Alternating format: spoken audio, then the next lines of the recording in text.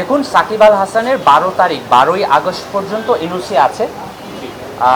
12ই August পর্যন্ত যেহেতু NOC আছে, 13ই আগস্ট তার দেশে আসার কথা বা আমাদের কাছে রিপোর্ট করার কথা।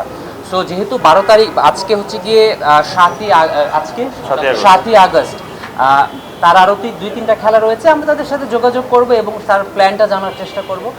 প্লাস যেহেতু না, নিরাপত্তা তো ব্যাপার রয়েছে, এটা শুধু সাকিব আল হাসান বলে কথা না, আপনারও নিরাপত্তার ব্যাপার রয়েছে, এখানে আমার সিনিয়র ভাইদের নিরাপত্তার ব্যাপার রয়েছে।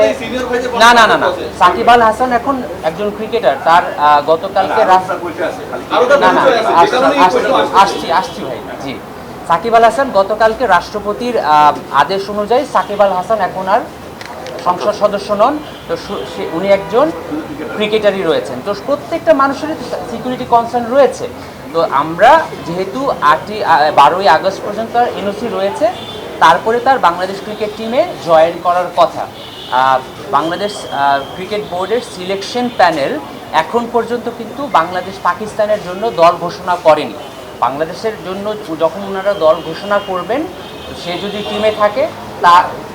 টিমে থাকে তখন একরকম, সে যদি টিমে না থাকে তখন তো তার এনওসিটা কাজে লাগছে না। সাকিব আল হাসান টিমে থাকবে না, এরকম চিন্তা ভাবনা কেন আসছে? আমি ভাই, সাকিব যখন अवेलेबल থাকেন, জালাল ভাই বলেছেন Shakib available to play the Pakistan. না না, একটা রিয়াসাত ভাই, একটা প্রশ্ন হচ্ছে গিয়ে সাকিব আল হাসান অ্যাভেলেবেল আছেন কি না, একটা প্রশ্ন হচ্ছে কি উনি অ্যাভেলেবেল আছেন কি না, আরেকটা প্রশ্ন হচ্ছে কি উনি সিলেক্টেড হচ্ছেন কি না। কেন হবে না? মানে এটা তো আগে কখনো হয়নি।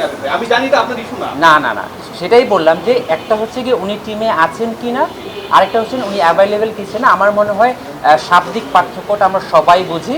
সো ওইটার উপর ডিপেন্ড করে আমরা আমাদের যে অ্যাক্টিভিটিসগুলো আছে সেভাবে পরিচালনা করব।